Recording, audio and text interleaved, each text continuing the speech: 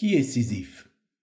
Il est issu de deux parents prestigieux. Son père, un dieu, Éole, régisseur des vents. Sa mère, Méropée, fille du titan Atlas.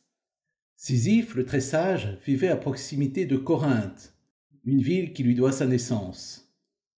Non loin de lui vivait un dénommé Autolycos, qui signifie véritable loup. Celui-ci se disait le fils d'Hermès. En effet, en digne fils du dieu des voleurs, Autolycos possédait le don de modifier l'apparence des animaux qu'il dérobait, en leur attribuant des cornes s'il n'en avait pas, en changeant leur couleur ou même leur taille.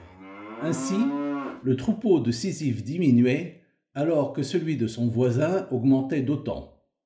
Le premier marqua alors les sabots de ses bêtes d'un double S et put confondre ainsi le voleur. Pour le punir, Sisyphe devint l'amant d'Anticlée, la fille d'Autolycos, la femme de Laërte, le roi d'Ithaque, qui accoucha 9 mois plus tard d'Odysseus, c'est-à-dire Ulysse.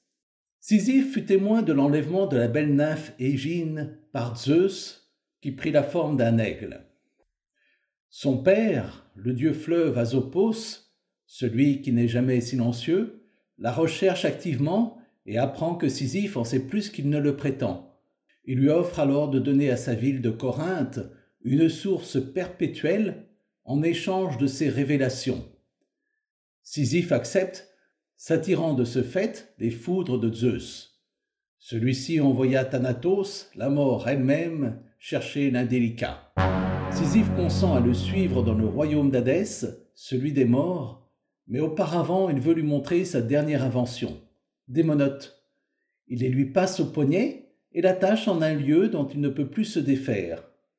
Dès lors, la mort ne peut plus sévir, les batailles deviennent stériles, si bien qu'Arès, le dieu de la guerre, s'en émeut, délivre Thanatos et le remet face à Sisyphe pour le conduire aux enfers. Sisyphe lui demande juste le temps d'embrasser l'éloquente Méropée, son épouse, une dernière fois. Devenu méfiant, Thanatos accepte, mais ne le quitte pas des yeux. Lors de son dernier baiser, Sisyphe murmure à l'oreille de sa belle de ne pas lui rendre les ultimes honneurs. Une fois parvenu face à Hadès, il se plaint que sa femme ne lui a pas fait de funérailles et que son âme erra dans les enfers jusqu'à la fin des temps. Il dit ne pas avoir mérité un tel châtiment. Il parvient à émouvoir le dieu qui le laisse remonter dans le monde des vivants, juste le temps de remédier à ce manquement. Aussitôt, Sisyphe s'éclipse et ne revient plus. Cette fois, son châtiment sera exemplaire. Il devra rouler un rocher au sommet d'une montagne. Malheureusement, le rocher redescend la pente, à peine le but atteint. Tous les jours, le supplice recommence, jusqu'à la fin des temps. Ce mythe met en cause la trahison. Trahison de haute valeur morale, symbolisée par Zeus, avec pour objectif d'acquérir un bien matériel, symbolisé par une source intarissable. Trahison du cours de la vie, en trompant la mort elle-même.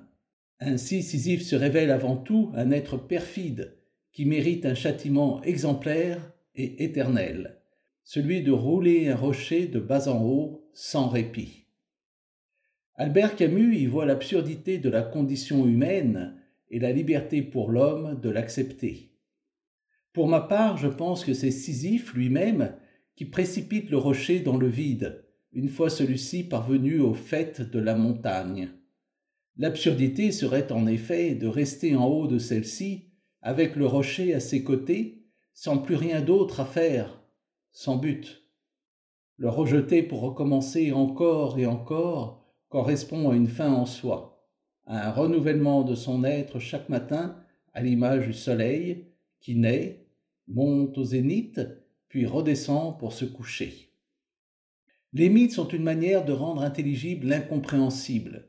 Ils ne s'adressent pas à la raison, mais à l'intuition. Il n'y a aucune logique, ni espace, ni temps. Et c'est parce qu'il n'y a aucune argumentation rationnelle que chacun peut en tirer sa propre vérité.